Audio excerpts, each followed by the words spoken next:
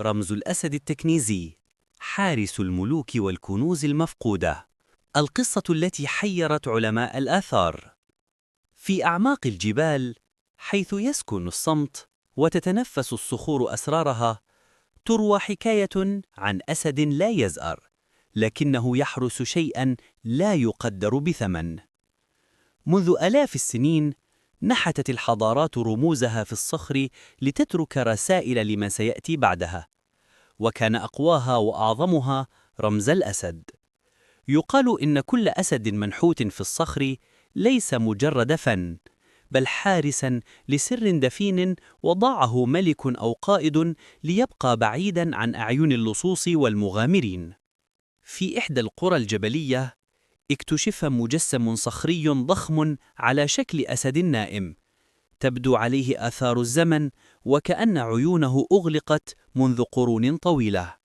لكن الغريب أن الصخرة التي رسم عليها كانت تطل على واد عميق، وفي أسفلها مدخل صغير يخفي ظلالا غامضة.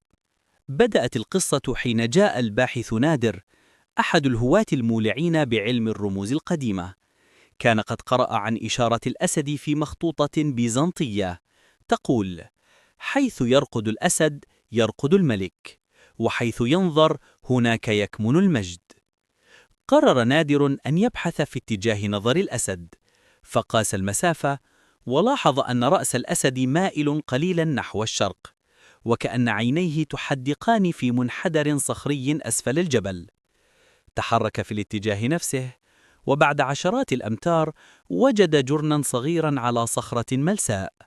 جرن دائري عميق بدا كأنه ختم على باب منسي.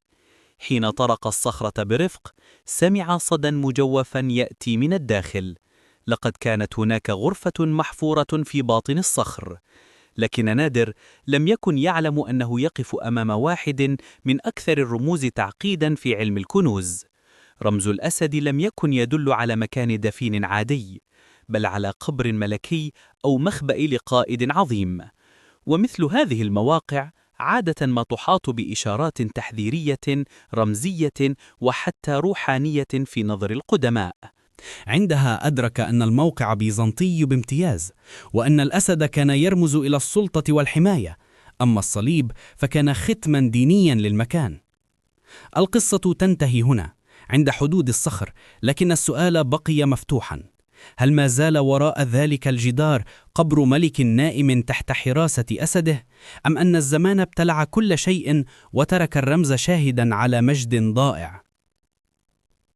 الأسد في علم الرموز ليس مجرد شكل منحوت، إنه لغة القوة والهيبة والسر، رمز يربط الماضي بالحاضر، ويذكرنا أن كل حجر قد يحمل قصة، وكل رمز قد يكون مفتاحا لكنز لم يكتشف بعد. الأسد لا يحرس الذهب.